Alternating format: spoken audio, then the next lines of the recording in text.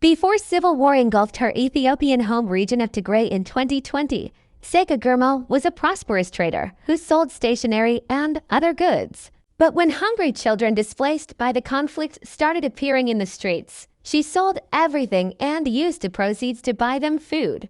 After that money dried up, Sega appealed to Tigray's diaspora for donations. At the height of the war, her Emahoit Sega Gurma Charity Foundation provided meals to 24,000 children a day.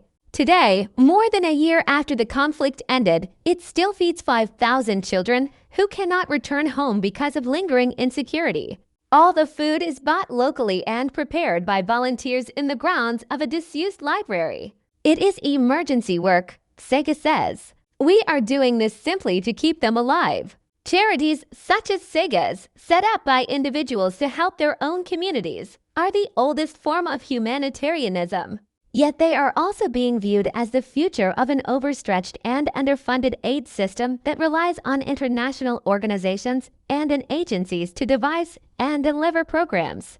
In a recent landmark white paper on development, the UK's Foreign Office (FCDO) said it would deliver aid in poor countries as far as possible through local institutions and organizations.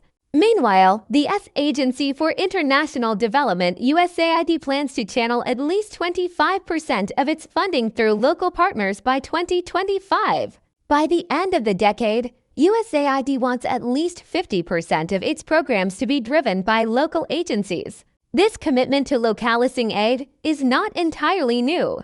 In 2016, a conference of 9,000 delegates gathered in Istanbul to make the delivery of humanitarian aid sustainable and effective. One of its key outcomes was a pledge to allocate 25% of funds to local and national responders by 2020.